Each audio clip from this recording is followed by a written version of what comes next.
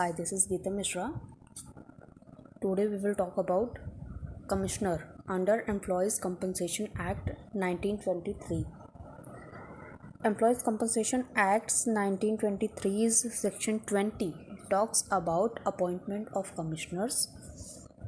This section says the state government may appoint any person to be a commissioner for employees compensation for the specified areas.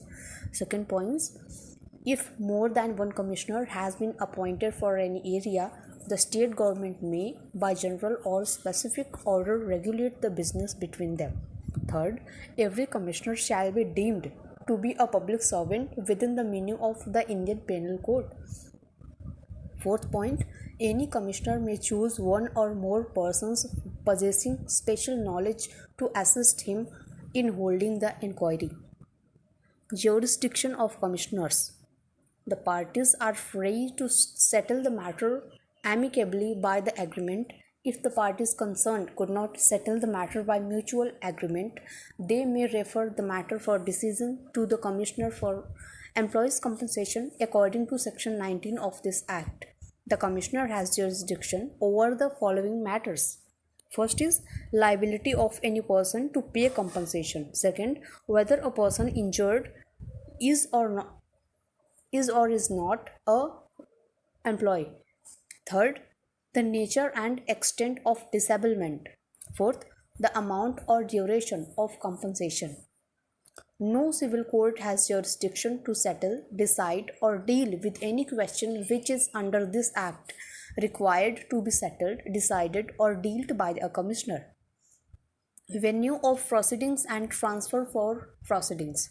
As per Section 21, any matter under this Act to be done by or before a commissioner, the same shall be done for the area in which the accident took place which resulted in the injury or the employee, or in case of this death, the dependent claiming the compensation ordinarily resides, or the employer has his registered office.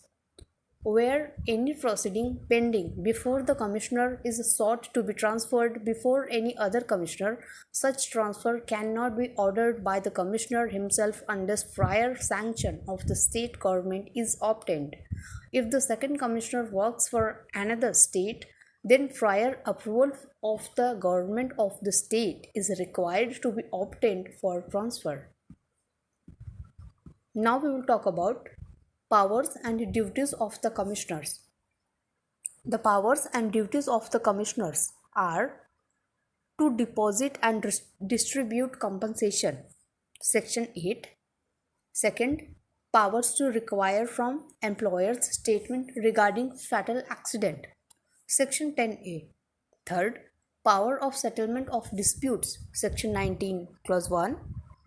Fourth, power of transfer. Section 21, Clause 2.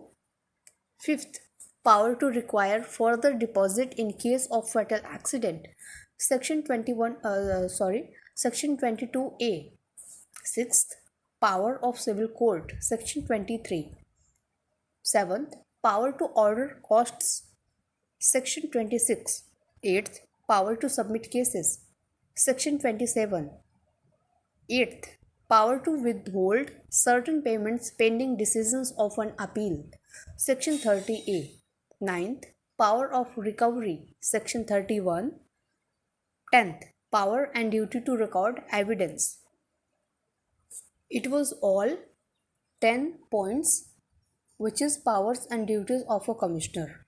Now we will talk about the commissioner shall have all the powers of a civil court for the following purposes. First, taking evidence on oath. Second, enforcing the attendance of witnesses. And third, compelling the production of documents and material objects. Now, Section 24, appearance of parties. Any appearance, application, or act which is required to be made by any person before a commissioner may be made or done on behalf of such person by a legal practitioner or by an official of the insurance company or a registered trade union or by an inspector appointed under the Factories Act 1948 or under Mines Act or any other officer authorized by the state government. Method of recording evidence. Section 25 provides that the Commissioner shall make a brief memorandum of the substance of the evidence of every witness. The memorandum should be written and signed by the Commissioner with his own hand and shall form part of the record. Thank you.